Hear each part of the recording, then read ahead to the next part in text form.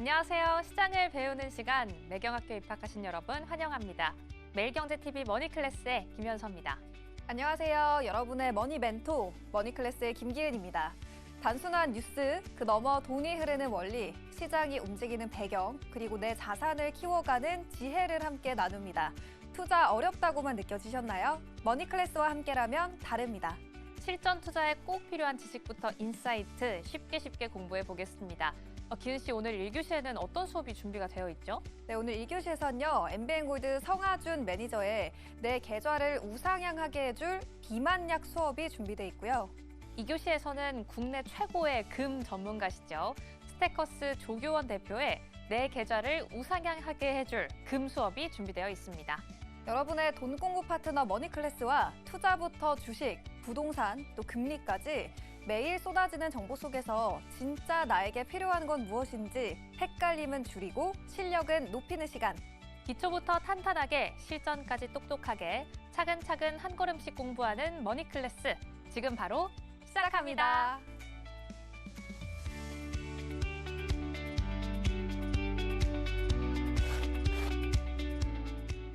네, 이제 머니클래스 바로 출발해 보도록 하겠습니다.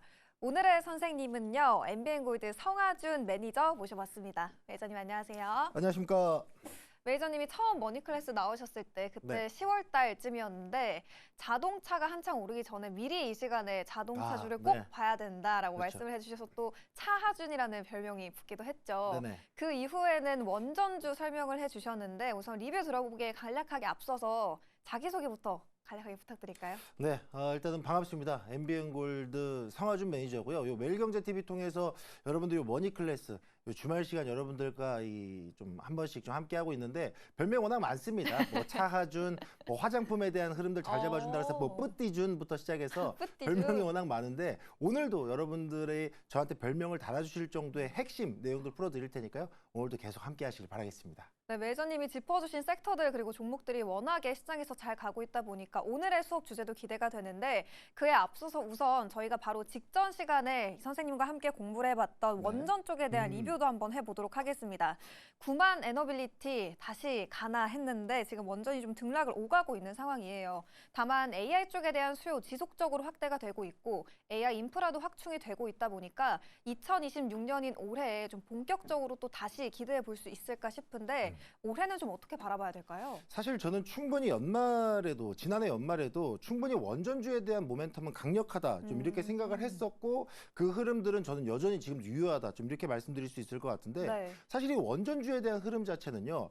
뗄래야 뗄 수가 없다. 저는 이렇게 말씀드려야 될 것 같아요. 왜냐하면 사실 지금 시점 기준으로 보게 되면 삼성전자, SK하이닉스 그리고 현대차까지 강력하게 시세 분출이 나오는데 이거를 다 뭉뚱그려서 가장 큰 그림을 보면 AI로 통합이 돼버려요. 그쵸. 그럼 이게 결국엔 로봇이 되는 거고 이게 결국에는 뭐 자율주행이 되는 거고 뭐 이게 또 반도체가 되는 거고 이게 또 데이터 센터가 돼버립니다. 그러면 이 모든 것들을 아울러서 산업을 계속 키워가는 사이클을 올라타려면 뭐가 필요하다? 전력 필요합니다. 근데 지금 시장에서는 전력 수요를 충당하기 위해서 만들어내는 이 에너지원들을 보게 되면 우리가 흔히 알고 있었던 태양광, 뭐 풍력 많아요. 너무 좋습니다. 하지만 실제로 계속해서 전력 수요는 확충되는데 이 공급에 대한 부분들이 부족하다 보니까 그걸 채우기 위해서라면 무조건적으로 원전이 필요하다. 그렇기 때문에 지금 시장이 수급 자체가 반도체 쪽으로 쏠리고는 있지만 네. 저는 이 원전에 대한 이 관련 종목들, 뭐 현대건설, 두산에너빌리티, 뭐 우리기술 관련된 종목들 공시 들여다보잖아요.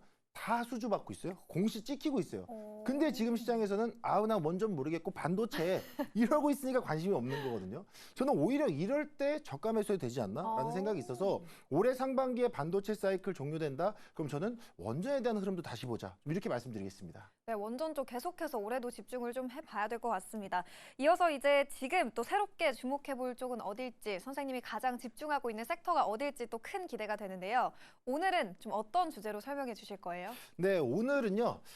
이 녹화 기준 여러분들이 꼭 주목해 보셔야 되고 스케줄상 빼놓고 가서는 안 되고 올해 상반기에 반도체 시장 이후에 같이 또 로봇 시장 이후에 같이 볼 수 있는 섹터 이 제약바이오의 비만약 시장을 좀 풀어드려야 될 것 같습니다. 네, 제약바이오 안에서 비만 치료제 쪽을 선생님이 집중적으로 오늘 네. 강의를 해주실 텐데 비만 치료제 관련주들 지금 꼭 담아봐야 되는 이유들 좀 어떤 게 있을까요? 사실 이 제약바이오 기업들을 놓고 보게 되면요, 이게 시장 자체가 이 희망만 먹고 사는 기업들이 상당히 많아요. 네. 뭐 어떤 치료제에 대해서 뭐 파이프라인 임상 결과를 공개한다. 근데 뭐 이게 또 결국 현금이 부족해서 뭐 임상 실험이 중단됐다. 이런 리스크들이 가득하다 보니까 시장에 들어온 이 투자자들 입장에서는 난 제약바이오 변동성 커서 힘들어 하시는 분들이 많거든요. 맞아요. 근데 지금 시장에서 비만약만큼이나 가장 빠르게 반응이 나오고 가장 빠르게 눈에 띌 수 있는 섹터도 없다라는 것 때문에 제약바이오 중에서도 비만약 먼저 말씀드려야 될 것 같은데, 일단 오늘 이 비만약 시장에 대한 클래스를 결론부터 좀 먼저 풀어드리고 네. 좀 이야기를 해드려야 될 것 같아요. 아무래도 이 비만약 시장을 주목해 보라고 말씀드리고 싶은 이유는, 예전에는요, 비만에 대한 치료가 선택적이었어요. 그러니까 저도 덩치가 있는 편이지만 살을 빼든 안 빼든 제 선택이었단 말이에요. 근데 지금 최근에 세계보건기구에서도 이제는 이 성하준 매니저 비만 너 이거 질병이야라고 아예 그냥 지정을 해버렸다 보니까 이제는 이 비만이 선택이 아니고 필수 치료 영역으로 들어갔다는 점에서 이 비만 시장은 본격적으로 더 커질 수 있다, 성장할 수 있다라는 기대감이 실리고 있는 상황이고요. 게다가 지금 최근에 뉴스들 보시면 아시겠지만 드디어 미국에서 노보노디스크가 먹는 비만약 출시가 됐습니다. 우리가 주사제가 나왔을 때까지만 해도 야 이거 괜찮은 거야? 이거 뭐 부작용은 없어? 맞아요. 하면서 되게 망설였던 구간인데 이제는 먹는 약으로 시장이 개화가 됐다 보니까 시작이 됐다 보니까 이 흐름들이 확장되면 수요층은 더 폭증하고 그런 그와 관련된 기업들은 더 주가 상승에 대한 재료가 붙을 수 있다라는 점, 그거를 한번 주목해 보시면 좋을 것 같고요. 게다가 이제 세 번째로는 우리 한국 시장에 대한 주요 기업들도 이 비만약에 대한 플랫폼과 제형 연구 개발을 수시로 하고 있고요. 실제로 지난해에 이 기술 이전에 대한 수출 데이터만 놓고 보더라도 역대 최고치를 찍었다. 그쵸. 이거는 빼고 갈 수가 없다. 그래서 우리나라 시장에서도 글로벌 빅파마 기업들이 주목하는 여러 가지 기업들이 있기 때문에 그래서 주목해 보셔라라고 말씀드리도록 하겠고요. 게다가 이제 녹화일 기준으로는 우리가 뭐 이미 재료가 나왔을 수도 있고 대기를 하는 상황일 수도 있는데 JP모건 헬스케어라는 크나큰 이벤트가 또 하나 있었잖아요. 그렇다 보니까 JP모건 헬스케어에서 성과를 공개하고 그 성과에 대한 흐름이 계약으로 이어지면서 이 돈이 실제로 찍힐 때 그 시장의 흐름, 그 종목들의 흐름을 한번 주목해 보자라는 관점에서 이 비만약 시장 보자 말씀드리도록 하겠습니다. 자, 그런 시장 속에서 우리가 조금 더 구체적으로 좀 들어가 보자라 그러면 네. 일단 비만약 시장은 일단 패러다임이 바뀌었다? 좀 이렇게 말씀드려야 될 것 같아요. 사실 제가 앞서 결론을 말씀드릴 때 했던 것처럼 이 비만약 시장은 이제 정의가 바뀐 거예요. 그러니까 예전에는 비만약 시장에 대한 부분들을 이 미용의 영역으로 봤는데 이제는 치료 영역이 돼버렸잖아요. 게다가 지금 여기에서 우리가 또 주목해 볼 점은 지금 일부 정부에서는 이 보험 적용에 대한 이야기들이 정말 많이 나오잖아요. 보험이요? 그렇죠. 이번에 최근에 있었던 이재명 정부에 대한 발언들도 뭐 탈모 치료제 보험 적용을 해야 된다. 네, 맞아요. 뭐 비만약에 보험 적용을 해야 된다. 이래서 비만약보다 일단 탈모 치료 쪽으로 막 수급이 붙었었어요. 네. 뭐 사실 저는 크게 관심은 없습니다만. 테마성으로 좀 갔었죠. 그렇죠. 근데 이제 이런 흐름들이 전 세계적인 트렌드를 본다라 그러면 탈모 치료제 쪽보다는 비만약 시장의 건강보험 적용이 더 빠를 수 있다. 그렇기 때문에 그 흐름까지 연결된다라 그러면 이 비만 시장에 대한 흐름은 좀 더 저는 확실하게 더 확장될 수 있다라는 기대감으로 보시면 좋을 것 같다. 이렇게 설명드리도록 하겠고요. 네. 그다음에 이제 또 하나 봐야 되는 것은 먹는 비만약의 출시. 그러니까 이제는 이 제형의 변화가 상당히 빠르게 나오고 있다. 이것도 한번 보시면 좋을 것 같습니다. 실제로 지금 미국에서도 이 비만약 먹는 비만약 노보노디스크가 출시를 했는데 월 $149 정도인가? 요 정도가 되더라고요. 그러면 이제 이 비만약 시장이 주사제랑 가격 차이가 크게 안 난다 그러면 당연히 시장 참여자들, 환자들은 먹는 약을 찾게 된다는 거예요. 그렇죠. 그리고 또 데이터를 보게 되면요. 주사제와 임상 데이터가 거의 비슷한 수준으로 잘 나오더라고요. 효과도 좋은 거예요. 그렇죠. 그렇다 보니까 그럼 내가 굳이 내 배를 찔러가면서까지 소독약 바르고 배를 찔러가면서까지 내가 뭐하러 주사제를 쓰나? 먹는 약을 먹어보자라는 수요층이 확장될 수 있어요. 그러면 당연히 그 비만약 시장에 대한 흐름들은 더 빠르게 전환될 수 있다. 그래서 주사로 망설이던 수요가 유입될 수 있다는 기대감 한번 더 보시면 좋을 것 같고요. 자, 그 다음에 이제 봐야 되는 부분들은 네. 사실 이 노보노디스크가 먹는 비만약을 선점을 하게 되면서 이 녹화일 기준으로 주가 흐름이 일라일리랑 노보노디스크가 좀 갈려요. 확실히 이제 경쟁 구도를 갖고 있던 이 두 기업이 노보노디스크가 먹는 비만약을 선점하면서 주가 반응이 나온 건데 사실 이 부분은 저는 딱 보고 말씀드릴 수 있는 건 이거는 노보노디스크와 일라일리만의 경쟁 구도가 아니고 전 세계 시장 규모가 커질 수밖에 없다. 아. 왜냐하면 조금 있으면 중국에서 이 주사제 비만약에 대한 특허가 끝나요. 아, 그래요? 그러면 중국에서 이 비만약에 대한 비슷한 제네릭, 그러니까 복제약들이 나온단 말이죠. 그렇다 보니까 지금 노보노디스크나 일라엘리도 중국에서 주사제에 대한 약가 인하를 시작했어요. 그러니까 이제는 가격 경쟁을 하겠다는 거죠. 그러면 한번 생각을 해보자고요. 주사제로 인해서 못 들어오던 수요층이 먹는 약 때문에 들어옵니다. 근데 주사제마저도 가격 경쟁 때문에 가격이 떨어져요. 오. 그럼 사실상 내가 월 40만 원씩 주고 주사제 그냥 내가 운동을 한 번 더 해보자 라는 생각하셨던 분들도 한번 써볼까 하는 수요층이 생긴단 말이에요. 맞아요. 그렇죠. 그럼 그 수요층이 생긴다라 그러면 이 비만약 시장에 대한 성장 속도와 매출의 증량은 좀 더 빨라질 수 있다라는 점. 그렇기 때문에 그런 세계 트렌드가 확실하게 바뀌면서 이 관련주들의 주가도 2026년도엔 더 빠르게 성장하지 않을까 하는 기대감이 있어서 지금부터는 세계 시장과 이 트렌드를 여러분들이 계속 주목해 보실 필요 있다. 이렇게 한번 정리해 드리도록 하겠습니다. 전반적으로 경쟁이 치열해지고 있는 상황, 시장 규모가 계속해서 커지고 있다 보니까 여기에 관련된 종목들의 주가도 올 한 해 동안 잘 갈 수 있다라는 전망이었습니다.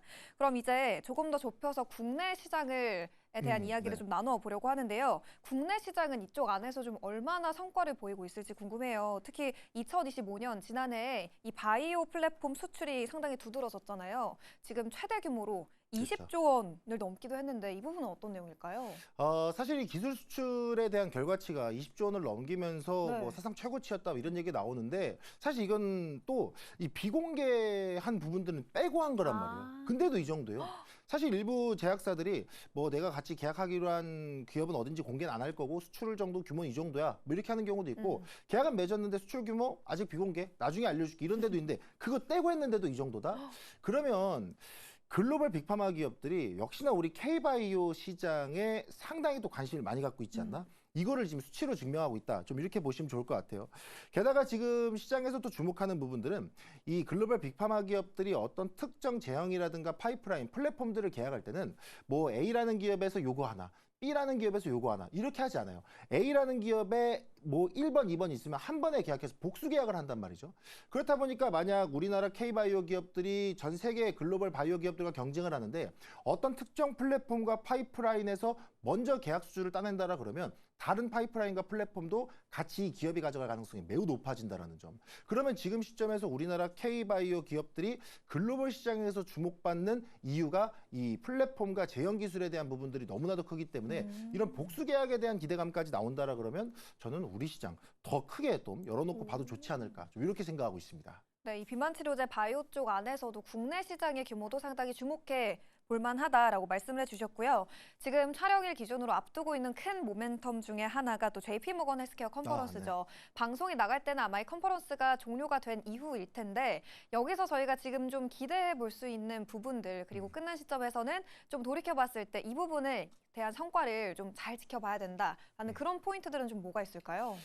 사실 이 방송이 JP모건 헬스케어 컨퍼런스가 시작 전에 이제 송출이 된다면 더 좋았겠지만 그렇죠. 그래도 뭐 꼭 그날이 끝났다 그래서 관련된 모멘텀이 꺼지는 건 아니기 때문에 지금 시점에서도 여러분들은 꾸준히 추적하셔야 되지 않을까라는 이야기를 좀 먼저 전해드리도록 하겠고요. 사실 이 JP모건 헬스케어 컨퍼런스라는 게 매년 제약바이오 기업들의 최대 축제다 이렇게 말씀드릴 수 있을 것 같은데 네. 사실 잘 모르시는 분들은 어떤 기업이 올라가서 뭐 데이터 공개하고 박수 받고 뭐 우리는 뭐 이런 제형이 있습니다. 플랫폼이 있습니다. 이런 파이프라인이 있어요. 하고 끝난다라고 생각할 수도 있는데 중요한 건 그 뒤에 미팅룸이에요. 그러니까 지금 최근에 이 나온 이야기들도 보면 이 D&D 파마텍이라는 기업도요. 이 녹화일 기준으로 관계자들이 얘기하는 걸 들어보면 이번에 이 메시 치료제, 대사 이상 지방 간염 치료제에 네. 대한 임상 결과를 발표하거든요. JP모건 헬스케어에서 어떻게 나왔는지 너무 궁금하네요. 그러게요. 자, 근데 그 결과를 발표하고 나서 중요한 건 그 이후에 미팅룸에서의 대화가 너무 궁금하다는 거예요. 실제로 글로벌 빅파마 기업들이 이번 JP모건 헬스케어 컨퍼런스에서 D&D 파마텍의 임상 결과를 어느 정도 짐작하고 벌써 미팅 예약을 잡고 있다라는 거죠. 그렇다 보니까 지금 시점에서는 이번 JP모건 헬스케어 컨퍼런스에서 D&D 파마텍의 잭팟 가능성 너무나도 크다라는 이야기들이 계속해서 나오고 있다 보니까 이게 진짜 현실화됐을 때는 저는 오히려 이 재료 소멸에 대한 주가 하락보다는 오히려 잭팟에 대한 주가 상승이 더 크게 반영될 수 있지 않을까 하는 부분들이 있어요. 게다가 지금 이 특정 종목으로서 D&D 파마텍을 이야기했지만 이 종목 말고도 뭐 일동제약이라든가 알테오젠이라든가 뭐 특정 플랫폼과 파이프라인을 갖고 있는 우리나라 주요 K제약바이오 기업들을 놓고 본다라 그러면 저는 충분히 다시 한번 기술 이전 수출에 대한 기대감 남아있다라고 보이고 있고요. 특히나 이제 JP모건 헬스케어의 일정과 맞물려서 뭐 아마케도 있고 일부 또 학회들이 계속해서 연결되어 있어요. 그렇다 보니까 거기에서만 국한돼서 재료가 끝났다기보다는 추가적인 임상 데이터라든가 이 상반기 내 기술 이전에 대한 가능성도 계속 열어놓고 봐야 되지 않는가. 그래서 그 흐름들을 계속 지켜보신다라 그러면 여러분들도 올해 상반기 안에는 제약바이오 종목으로 큰 수익 챙길 수 있지 않을까. 좀 이렇게도 정리해드릴 수 있을 것 같습니다. 사실 이렇게 큰 모멘텀이 있으면 오히려 이 JP모건 헬스케어 컨퍼런스가 끝났을 때 딱 셀 온이 나오는 거 아닐까 우려되시는 그렇죠. 분들도 네. 많을 텐데 오히려 추가적인 기술 이전으로 잭팟이 터질 수 있다라는 긍정적인 전망을 남겨주셨고요. 비만 치료제는 말씀해주신 것처럼 위고비 또 마운자로처럼 이렇게 주사 형태도 있고 그리고 경구용 네네. 비만 치료제 먹는 알약 형태로 나눌 수 있을 텐데 국내 기업들의 이 파이프라인 흐름은 좀 어떻게 구성이 돼 있을까요? 이거는 제가 이제 비만약을 설명할 때 항상 강조드리는 거 이렇게 네. 강조드려요. 자, 비만약 시장은 두 개입니다. 하나는 장기 지속형 주사제, 하나는 먹는 약. 요거 두 개만 보시면 된다 이렇게 말씀드리는데 왜 그러냐면 이 우리나라 비만약 시장에 관련된 기업들을 딱 일렬로 세워놓고 둘로 갈라서 하면 딱 두 개로 갈라져요. 그래서 지금 예를 들어서 장기 지속형 주사제에 대한 부분들을 설명드리자면 뭐 우리가 지금 위고비나 뭐 마운자로 같은 경우에는 뭐 일주일에 한 번 뭐 이렇게 주사를 좀 놔야 되는데 사실 이게 번거롭단 말이에요. 그렇죠. 그리고 또 이 저처럼 이 MBTI J 성향을 가진 분들은 그 계획적인. 일주일, 계획적이신 분들은 일주일씩 놓치면 스트레스 받는단 말이에요. 그렇다 보니까 그런 부분들을 좀 해소를 해주기 위해서 나오는 게 장기 지속형. 한 달에 한 번만 맞으세요. 세 달에 한 번만 맞으세요. 그냥 한 번 맞고 약효가 몸 안에서 퍼지게 도와드릴 테니까 그냥 여유 있게 맞으십시오라고 하는 게 장기 지속형. 관련된 종목들을 보게 되면 뭐 인벤티지랩이라든가 펩트론이라든가 뭐 G2G 바이오 보실 수 있을 것 같고요. 그리고 두 번째로 본다라 그러면 먹는 약에 대한 재료가 또 있죠. 그 먹는 약에 대한 부분들은 난 주사기 꽂기 힘듭니다. 그냥 갖고 다니면서 필요할 때마다 뭐 일주일에 한 번이든 일일에 한 번이든 필요할 때마다 내가 복용하고 싶습니다. 한다라 그러면 이 먹는 약에 대한 플랫폼. 이거는 결국 뭐 관련 종목들 보신다라 그러면 뭐 D&D 파마텍이라든가 뭐 율동제약이라든가 뭐 관련된 기업들이 있고 그렇다 보니까 지금 시점에서는 이 두 가지의 축을 중심으로 어떤 시장이 더 빠르게 움직이느냐. 물론 뭐 녹화일 기준으로는 또 장기 지속형보다는 먹는 약이 더 빠를 것이다 라고 얘기는 하고 있지만 어떤 특정 기업의 관계자 이야기에 따르면 주사제로 살을 빼고 평생 유지할 땐 약으로 먹어라 라는 이야기가 나올 정도로 두 플랫폼 모두 계속 부각이 되고 있다는 점. 그래서 그런 부분들이 어떻게 허가를 받고 어떻게 임상 결과가 나와서 누가 더 빨리 진입하느냐 이거를 한번 중심을 놓고 보신다라 그러면 계속해서 주목해 볼 만한 섹터는 이 두 가지 한번 계속 보셔라 말씀드리겠습니다. 장기 지속형 그리고 먹는 경구용 쪽 이 두 가지로 나눠서 챙겨가 보시면 좋을 것 같고요. 이렇게 지금 비만 치료제 시장이 커지고 그 안에서 기업들 간의 경쟁도 심화가 되고 있는데 관련 기업들에 대해서 중요하게 볼 만한 좀 변수나 조건들은 어떤 게 있을까요, 선생님? 사실 이 리스크에 대한 부분도 떼놓을 수는 없어요. 그러니까요. 무조건 좋다고만 할 수는 없다 보니까 어떤 리스크가 있는지도 좀 짤막하게 좀 짚어드리면 결과적으로는 이 공급에 대한 부분들 그리고 가격에 대한 부분들을 이야기해야 될 것 같아요. 첫 번째 공급에 대한 부분들을 이야기하자면 결국에 이 제약바이오의 이 약품은요. 아무리 좋은 파이프라인을 갖고 있어도 만들지 못하면 의미가 없어요. 그렇죠. 그렇잖아요. 그러다 보니까 그래서 우리나라의 뭐 CDMO 기업들이 계속 뭐 세계적인 뭐 생산 능력 갖고 있다 해서 부각이 되는 건데 그렇기 때문에 어떤 특정 기업이 파이프라인을 갖고 있는데 그 생산 능력 구비가 되어 있는가? 이거 한번 더 보시면 좋을 것 같고요. 두 번째로는 가격에 대한 부분이죠. 이거는 뭐 보험적인 거 같이 연료가 될 수 있는 부분인데 앞서 설명드렸던 것처럼 지금 중국 시장에서는 이 가격 경쟁에 대한 부분들이 치열하게 나오고 있습니다. 복제약이 나올 거다 보니까. 그렇다 보니까 우리 시장도 조금이라도 접근성을 높이기 위해서는 조금이라도 더 저렴한 가격. 그리고 이 세계보건기구에서도 비만을 질환으로 지정을 했기 때문에 정부에서 어떤 도움을 주는가. 그래서 조금이라도 저렴하게 비만약을 우리가 접근을 할 수 있다라 그러면 이 시장에 대한 부분들은 커진다. 하지만 공급이 안 되고 가격이 맞아떨어지지 않으면 이 시장은 그냥 빛 좋은 개살구가 될 수 있다라는 점. 그래서 그 흐름들에 대한 리스크도 체크하시면서 관련된 섹터 보셔라. 이렇게 말씀드리겠습니다. 네, 이렇게 선생님이 리스크 요인까지 좀 꼼꼼하게 분석을 해주셨고요. 조금 전에 설명을 해주시면서 여러 가지 기업들을 쭉 설명을 해주셨는데 그 안에서 매니저님이 가장 집중하고 있는 탑픽 기업 꼽아보도록 하겠습니다. 오늘은 좀 특별하게 선물을 많이 가져와 주셨어요. 4가지 기업을 추려와 주셨는데 우선 첫 번째 종목 어느 쪽으로 봐야 될까요? 첫 번째 종목으로는요, 이 녹화일 기준으로 조금 매수하기 좋지 않나, 박스권 하단 너무 오. 매력적인데라고 네. 말씀드리시는 케어젠 한번 좀 먼저 풀어드려야 될 것 같습니다. 사실 제가 케어젠이라고 이야기하면 종목 잘 하시는 분들은 쟤 뭐 모르네 이러실 거예요. 왜냐면 케어젠은요, 사실 건강기능식품 관련 기업이죠.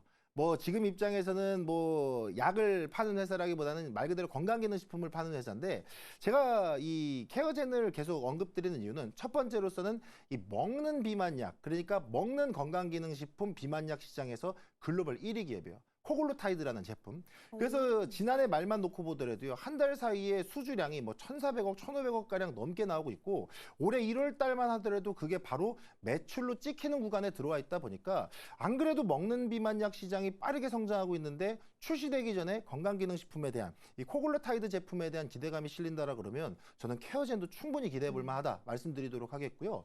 그리고 지금 케어젠 같은 경우에도 단순히 건강기능식품에만 국한되는 게 아니고 먹는 약 개발에 계속 힘을 쓰고 있어요.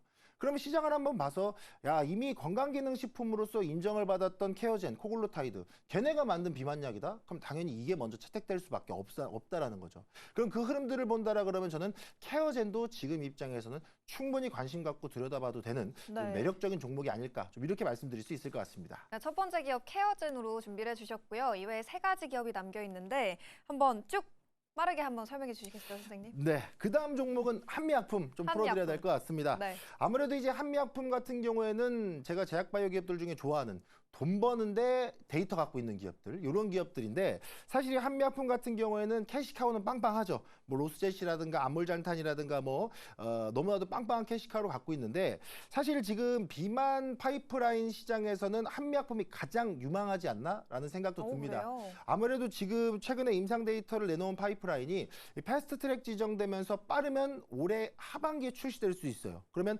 국산 비만약 시장을 가장 빠르게 모으려는 기업이 한미약품이 될 수 있다 보니까, 그 흐름들을 고려한다라 그러면 저는 한미약품 현 시점에서는 뭐 과감하게 신고가 영역까지도 충분히 시세 분출이 나올 수 있기 때문에 한미약품 하반기 신약 출시에 대한 기대감 주목해 보셔라, 좀 이렇게 말씀드리도록 하겠고요. 네. 바로 다음 종목 좀 바로 다음 풀어드리면요, 종목.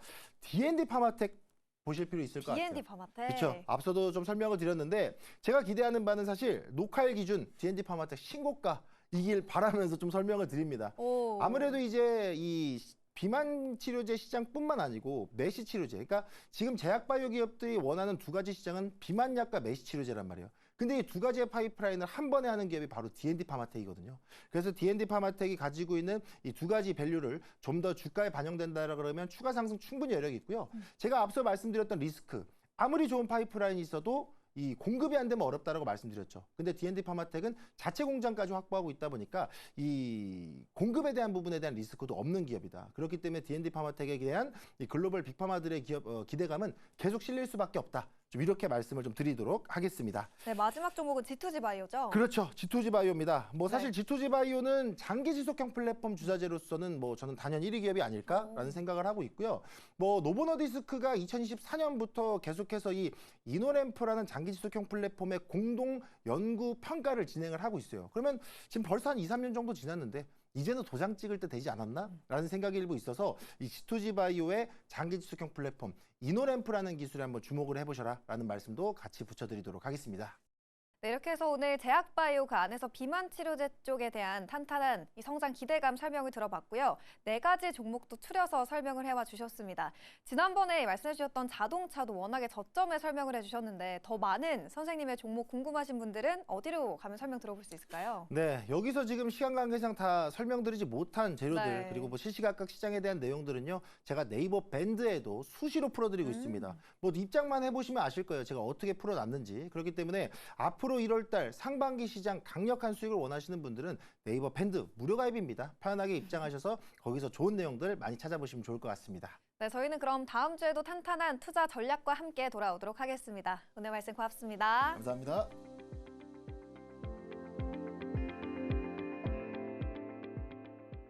네, 머니클래스 2교시 수업 바로 시작해 보겠습니다. 품귀 현상으로 은행권 판매 목록에서 사라졌던 금을 이제부터 다시 구입을 할 수가 있게 된다라고 하는데요. 국내 개미 투자자들도 많이 몰릴 것 같습니다. 요즘 또 뉴스를 틀면 금 얘기가 계속 나오죠. 그래서 오늘은 금을 가지고 좀 어떻게 굴려봐야 수익을 좀 만들어낼 수 있을까라는 것에 대한 수업 한번 준비를 해봤습니다. 골드바 너무너무 갖고 싶은데요. 골드바는 못 갔더라도 금으로 수익 내는 법 오늘의 선생님과 공부해 보겠습니다. 스테커스 조교원 대표와 함께 공부해 볼게요. 선생님 어서 오세요. 네, 안녕하십니까. 네, 반갑습니다. 오늘 금 얘기를 할 건데 금색 옷을 막 이렇게 입고 오셨어요. 네, 아무래도 또 이제 번쩍번쩍한 금의 이제 그런 상호가 있는 그런 것들을 해줘야 또 네. 여러분들도 금에 관심을 많이 갖지 않을까 싶어서 네, 잘 준비해서 왔습니다. 네, 금 전문가시면서 금 거래소도 직접 운영을 하신다고 들었어요. 일단 금 투자 언제 어떻게 시작하게 되셨는지가 너무 궁금한데요. 제가 이제 대학생 때 금 투자를 처음 시작하게 됐는데요. 아, 대학생 때 원래 주식 투자를 되게 오래 했었어요. 네. 근데 그 한 2018년쯤에 경제위기 온다 이런 뉴스들이 되게 많이 나오니까 경제위기 오면 뭘 사야 되지? 하면서 대표적인 안전자산이 달러와 금이 있잖아요. 제가 생각해보니까 금에 대해서는 너무 모르고 있다고 생각해서 금을 공부를 시작했어요. 네. 근데 경제위기가 올 거라고 생각해서 시작했던 금 공부가 금을 공부하고 나니까 이건 경제위기 때문이 아니라 금의 슈퍼사이클이 시작되는구나라는 걸 깨닫고 이제 2019년에 시그널이 이제 울리면서 저는 그때 금 투자를 그때 대학생 때 한 1,000만 원 정도를 어렵게 모았거든요. 그걸 이제 금 투자를 시작하면서 지금까지 이제 금 투자를 진행하고 있습니다. 네, 그렇다면 오늘의 수업 주제가 내 계좌를 우상향하게 해줄 금이거든요. 대학생 때부터 차곡차곡 쌓아오신 노하우를 오늘 수업에서 풀어주시나요? 네, 맞습니다. 그동안 7년 동안 모아온 모든 정보들을 꾹 짜서 여러분들께 알짜 정보만 이제 알려드리도록 하겠습니다. 네, 7년의 노하우를 꾹꾹 한번 같이 눌러서 짜보겠습니다. 그럼 요즘 금 거래소를 운영하시면서 느끼시는 금 가격도 참 궁금해요. 요즘 선생님이 피부로 느끼는 금 가격은 어때요? 제가 이제 어떤 느낌이었냐면 작년 초에만 해도 금 가격이 한 50만 원 했어요. 네. 그러니까 주변 친구들이 이제 슬슬 뭐 결혼하거나 아니면 미리 결혼한 친구들이 이제 자식이 나오면 이제 돌잔치를 갈 일이 있잖아요. 그래서 네. 이제 한 돈짜리 돌반지 정말 어렵지만 나 이거 마음 한번 굳게 먹었다. 규원아, 뭐 혹시 돌반지 하나 얼마니? 이렇게 해서 이제 물어보고 사는 친구들이 종종 있었거든요. 네. 근데 요즘은 어떠냐면 규원아, 돌반지 하나 얼마니? 그래서 90만 원이야. 이렇게 아유. 말하면 그럼 반돈짜리로 해야겠다라거나 아니면 아예 엄두가 안 나서 그냥 현금으로만 이렇게 지급하는 일들이 많을 정도로 금의 상승세가 되게 무섭고 그게 고작 1년 만에 일어났다라는 게 이제 믿기지가 않을 만큼 참 놀랍다 이렇게 생각이 드는 것 같아요. 그러니까요. 50만 원에서 90만 원으로 온 거면 거의 2배 정도 오른 거잖아요. 1년 네, 만에. 맞습니다. 요즘을 좀 체감을 해보면 국제 금값은 온스당 4,500달러 돌파를 했고요. 또 국내에서는 순금 3.75g당 100만 원이 이제 코앞입니다. 그래서 이걸 먼저 짚고 가야 될까요? 금값은 왜 이렇게 오르는 거예요? 금값이 오르는데 우리가 가장 주목해 봐야 될 포인트는 바로 금리라고 볼 수가 있어요. 금리. 네. 최근에 이제 작년 9월 그리고 작년 12월에 미국의 중앙은행인 연준은 금리를 인하했어요. 네. 금리를 인하한다라는 건 쉽게 말해서 세상에 이제 돈이 풀린다라는 뜻이에요. 자, 이제 돈이 풀리면 여기서 우리가 주목해 봐야 될 게 있어요. 돈 풀리면 뭐 금도 좋고 네. 주식도 좋고 부동산도 좋고 다 좋을 것 같지만 요즘 유독 왜 이렇게 금이 이렇게 좋냐를 생각할 때 자, 이렇게 생각을 해볼게요. 겨울에 갑자기 이제 우리나라 정부가 이제 국민들한테 보너스로 막 100만 원씩 다 쐈다고 칠게요. 네. 그러면 겨울에는 이제 아무래도 아이스크림보다는 좀 뜨끈한 국물의 음식이 땡길 거고 그쵸. 좀 이제 어떤 이 에어컨보다는 히터같이 따뜻한 그런 전자제품에 대한 수요가 올라갈 거잖아요. 네. 마찬가지로 세상에 이제 돈이 쭉 풀리게 되는데 돈을 사용하려고 사람들이 바라보니까 돈이 이렇게 많이 풀리고 요즘 인플레이션이 자꾸 높은데 그러면 현금의 가치가 떨어지니까 주식이나 부동산 물론 다 좋지만 그것보다 금에 관심을 갖게 되는 사람들이 더 많다라는 거예요. 올해도 이제 금리 인하는 계속 지속될 거예요.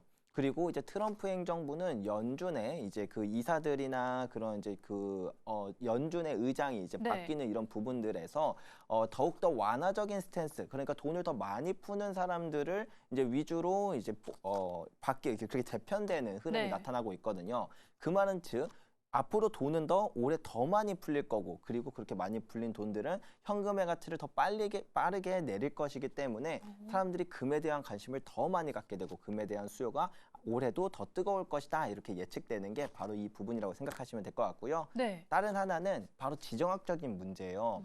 우리 요즘 들어서 왜 이렇게 전쟁이 잦나 이런 생각이 그러니까요. 들어요. 맞아요. 최근에 미국은 이제 베네수엘라 마두로 그러니까요. 대통령을 체포하는 일도 있었는데 네. 이런 것들을 보면서 조금 이제 뭔가 평화적으로 갈만하면 다시 이제 또 전쟁으로 뜨거워지고, 아니면 그런 지정학 문제가 발생하는 것들이 사실은 세계가 이제 다극화로 가고 있다라는 걸 이해를 해야 돼요. 네. 옛날에는 다 같이 우리 잘 먹고 잘 살자. 내가 얘랑 좀 친하지 않고 혹은 얘랑 적대국일지언정 여기가 인건비가 싸니까 그래, 쓰자. 네, 쓰자. 여기다 네. 공장 세우자. 여기서 원자재를 사오자 했었던 것들이 이제는 다극화되고 이제 블록마다 서로 동맹국끼리만 뭉치려고 하는 현상들이 나타나다 보니까 네. 이제 그런 것들 하나하나가 또 인플레이션, 그리고 또 사람들로 하여금 불안감을 조성하면서 금에 대한 수요를 뒷받침하고 있다. 그래서 작년부터 또 올해까지도 이런 지정학 문제가 계속해서 반복되는 건 금 가격을 더 뜨겁게 만드는 요소라고 우리가 이해하시면 될 것 같습니다. 네. 여러 가지 또 배경이 둘러싸여서 오른 게 바로 금이었네요. 언급해 주신 것처럼 글로벌적으로 유동성도 좀 확대가 됐고요. 지정학적인 리스크도 있었고 또 그 사이에 달러도 좀 약세를 보였었잖아요. 이런 현상이 나타나면서 주식도 오르고 귀금속도 오르는 에브리싱 랠리라는 표현을 뉴스 기사에서 참 많이 본 것 같아요. 그래서 일단 금으로 시작했는데 전체 귀금속 시장을 보면 어때요? 역시나 다 같이 많이 올라왔나요? 네, 맞습니다. 작년 기준으로 볼 때 금 가격이 한 70%, 그리고 은 가격은 150%, 그리고 이제 플래티늄 같은 경우도 거의 2배 가까이 상승을 하면서 엄청나게 이제 귀금속류 자체가 다 같이 상승하는 이런 모습을 보여주고 있어요. 네. 그리고 구리도 많이 올랐어요. 맞아요. 그래서 작년에는 사상 최고치를 금도 돌파하고 은도 돌파하고 구리도 돌파했다. 그래서 트리플 랠리다, 이렇게 말도 하거든요. 이게 아무래도 현금의 가치가 내려간다라는 건 실물 자산에 대한 수요, 그리고 사람들의 인식 변화가 많이 이루어지다 보니까 이것들이 이제 귀금속 시장 전체의 랠리를 만들었다. 그리고 그러한 모습들은 올해에도 같은 요소로 계속 작용을 하고 있기 때문에 올해도 귀금속 시장이 되게 뜨겁지 않을까라고 이제 시장은 바라보고 있어요. 그러면은 올해를 두고 봤을 때 장기적으로도 이 우상향 추세가 지속될 거라고 보시는 거죠? 네, 맞습니다. 우리는 이제 금이라는 자산을 투자할 때 이런 걱정이 제일 많이 들 것 같아요. 금 좋은 거 일단 알겠는데 네. 너무 비싼 것 같아. 그러니까요. 지금 들어가기 고점 무서워요. 아니야? 맞아요. 네. 그런 생각 들잖아요. 근데 이제 금이라는 자산을 우리가 단순히 가격의 측면, 지난달보다 혹은 작년보다 너무 많이 올랐어라고 생각하면 비싸다고 생각을 하겠지만, 금의 역사와 그다음에 금의 사이클을 공부하면 지금은 터무니없을 정도로 싸다라고도 생각이 들거든요. 사실 저는 지금 금 가격을 보고 되게 싸다고 생각이 들어요. 정말요? 네, 왜 그러냐면 네. 금이라는 자산은 지난 100년 동안의 사이클을 분석해 볼 때 일단 두 가지 측면을 집중해 봐야 돼요. 첫 번째는 추세가 매우 길고 분명하다라는 거예요. 그래서 오를 때 내내 올라요. 짧게는 9년에서 길게는 13년 정도 오르는데, 지금 금 사이클이 2019년부터 시작해서 한 절반을 조금 지난 시점이거든요. 네. 그 말은 무슨 말이냐면 이제 막 본격적으로 상승이 시작되는 장세라서, 그래서 뭐 작년에 60% 오르고 뭐 재작년에는 40% 오르고 그랬던 게 바로 이 이유 때문인 거예요. 그래서 앞으로도 금에 대한 상승 사이클은 중간을 지난 시점이기 때문에 대략 한 2030년 정도까지 상승 사이클이 이어질 수 있겠구나라고 바라볼 때 앞으로 더 뜨거운 상승이 있겠구나라고 우리가 이해해 볼 수가 있고요. 다른 하나는 금이 그 상승 사이클 때 좀 많이 올라요. 많은 분들이 금을 안전자산으로 생각하니까 네. 금이 되게 가격이 안정적이고 뭐 이렇게 심심하지 좀 않을까? 심심하지 않을까라고 네. 생각을 하는데, 실제로는 그렇지 않거든요. 금 가격이 보통 한 사이클에 오를 때 적게는 7배에서 많게는 26배까지도 상승을 해요. 그리고 사실 지금의 경제 상황이 언제랑 비슷한가라고 하면은 26배 상승했을 때 1970년대와 되게 유사한 점이 많거든요. 그런 걸 기준으로 볼 때 요즘 금 가격 한 두세 배 올랐다라고 해서 비싸다라고 느끼는 거지만 네. 실제로 역사와 그다음 데이터를 기준으로 보면 금 가격은 26배가 상승해야 되는데 아직 3배 정도밖에 안 오를 정도로 역사적으로 3배 정도밖에 안 올랐다는 역사는 찾기가 되게 어렵거든요. 그만큼 금은 역사와 사이클을 기준으로 볼 때 여전히 너무 싸다라고도 볼 수 있는 측면이 있기 때문에 너무 일단 가격에 먼저 쫄거나 네. 이제 이렇게 마음이 좀 불안해서 이제 아예 관심조차 안 두는 그런 것보다는 지금 관심을 갖는 것도 절대 늦지 않다 이렇게 말씀드릴 수 있을 것 같아요. 연결해서 요 질문을 한번 드려보고 싶은데요. 선생님이 이렇게 말씀하시면서 여기 있는 반지가 눈에 띄는데 반지는 또 은반지예요. 은 가격도 한번 여쭤보고 싶은데 금이 70% 올랐다면 은은 150% 올랐다고 말씀을 해주셨어요. 은 가격은 왜 이렇게 변동성이 높은 거예요? 네, 일단 사실 이거 화이트 골드예요. 아, 그래요? 네, 그래서 금에다 니켈을 섞어서 하얗게 만든 거고 근데 여기서 방금 말씀해 주셨던 은이 저는 네. 정말 우리가 주목해야 될 자산 중에 하나라고 생각을 해요. 금이 오를 때는 은은 금보다 한 1.5배에서 2배 더 높은 상승을 하는 경향이 있어요. 네. 왜 그러냐면 은은 금과 함께 5,000년이라는 시간 동안 돈으로서 쓰였어요. 그래서 대표적으로 따지면은 이제 그 성경에 보면 데나리온이라는 화폐가 등장하거든요. 네. 그게 고대 그리스의 데나리우스라는 화폐인데 이제 사람들은 그 은화, 순은이 한 4.5g 정도 되는 그런 은화로 실제로 거래를 많이 했었어요. 근데 이게 고대 시대뿐만 아니라 중세나 그다음에 근현대사까지 오더라도 은을 돈으로서 썼던 역사가 되게 오래 됐었거든요. 그렇다 보니까 금 가격이랑 은 가격을 한 100년치를 겹쳐서 보면 오를 때도 똑같이 오르고 떨어질 때도 똑같이 떨어져요.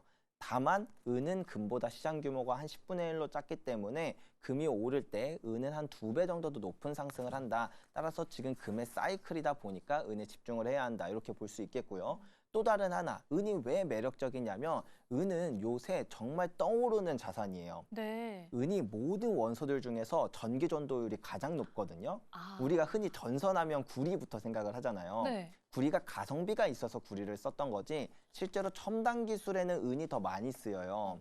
그렇다 보니까 요즘 AI의 발전 어마어마하죠. 네. 그렇다 보니 이제 은의 산업 수요가 매년 사상 최고치를 기록하고 있습니다. 근데 주목해 봐야 될 포인트는 은이라는 게 네. 이제 지구상에 얼마 안 남았어요. 오, 진짜요? 네.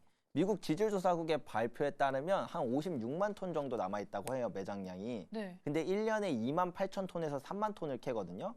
그럼 숫자로 나눠보면 대략 20년도 안 남았다, 고갈까지. 진짜 얼마 안 남았네요? 네, 그래서 실제로 은 가격이 이렇게 많이 올랐음에도 불구하고 금광 기업들의 이제 채산성 그런 보고서들을 보면은 생산량이 계속 떨어지고 있는 모습이 나타나요. 자, 우리가 집중해 봐야죠. AI의 발전이 여기서 멈출 거냐? 혹시 전기차의 발전이 여기서 멈출 거냐?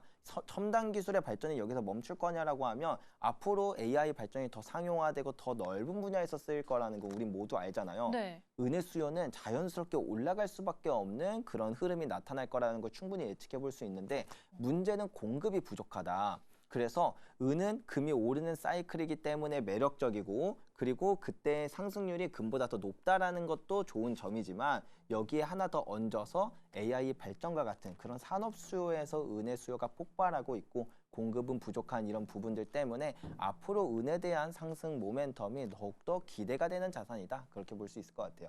아, 이건 근데 듣다가 궁금해진 건데요. 저희가 캐낼 수 있는 은이 얼마 안 남았잖아요. 네. 그리고 은은 되게 귀하고 값진 거잖아요.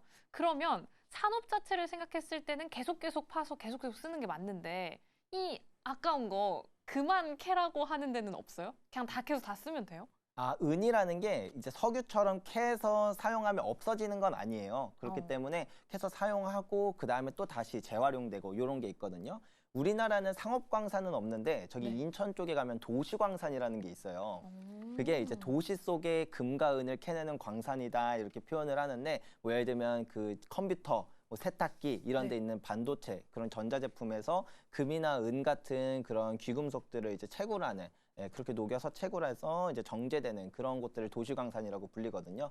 그런 식으로 금과 은은 금도 사실 매장량이 한 20년밖에 안 남았어요. 아. 그래서 금과 은의 고갈이 다가오고 있지만 고갈된다고 해서 세상에서 이제 금과 은이 막 사라진다거나 그런 건 아니다. 이렇게 이해하시면 될 것 같습니다. 네, 그렇다면 은의 매력도까지 같이 말씀을 해주셔서 은이라는 건 금과는 약간 다른 점이 저희가 주식시장을 봤을 때도 시총이 좀 작은 애들이 많이 튀고 움직이는 것처럼 시장 자체가 좀 작기 때문에 변동성은 높고 하지만 그에 뒷받침되는 탄탄한 수요가 있다라는 걸로 한번 정리를 하고 넘어가면 될까요? 네, 맞습니다. 아, 알겠습니다. 은도 금만큼 정말 매력적인 투자처가 아닐까 싶은데요. 근데 은은 또 하나 이슈로 가지고 가는 게 있잖아요. 앞서서 우리 선생님이 패권 전쟁에 대해서도 이야기를 해 주셨어요. 근데 중국이 패권을 쥐고 흔들 때 많이 쓰는 게 또 희토류잖아요. 네, 맞습니다. 희토류에 이어서 이제 은까지 통제를 한다라고 하는데 이건 어떤 배경에서 나오게 된 이슈인가요? 일단 이 은이라는 게 아까 말씀드렸던 AI나 그런 이제 첨단 기술에서 정말 중요한 원소다 보니까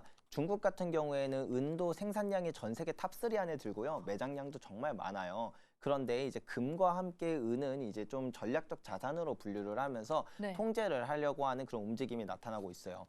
2026년 1월 1일부터는 수출 허가제를 도입한다라고 하는데 특정 요건에 부합하는 기업들만이 이제 수출에 대한 허가를 받고 그다음에 판매가 이루어질 수 있다라는 건데 네. 그렇게 따질 때 이제 그러면 국영 기업 몇 개 빼고는 사실은 이제 거의 거래가 힘들어질 수 있다라는 게 있고 그럼 국영 기업이 운영된다라는 건 만약에 미국과의 사이가 좀 틀어진다라던가 아니면 또 중국과의 사이가 안 좋아진다라고 할 때 글로벌 공급망이 되게 흔들릴 수 있다라는 부분이에요. 자, 그러면 은에 대한 수요는 미국에서도 한국에서도 전 세계적으로 계속 늘어나고 있는데 네. 가장 큰 특히 은의 생산도 생산이지만 은을 정제하는 순은으로 가공하는. 만드는 네, 네. 맞습니다. 그 부분이 중국이 한 전 세계의 비중의 60%를 차지하거든요. 그럼 중국에서 만약에 수출이 만약에 통제가 이루어진다.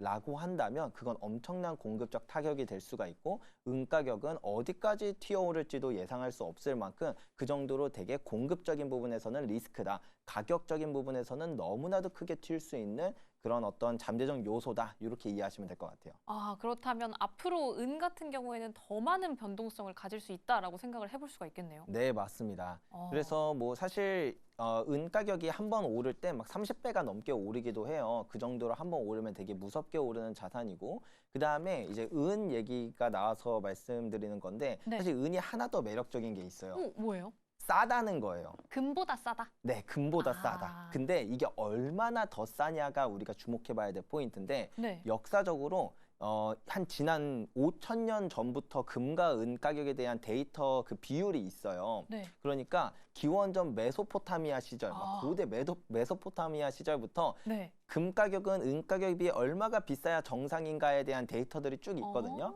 이게 10대 1이에요. 그러니까 금은 은 가격보다 10배 정도 비싼 게 정상이거든요.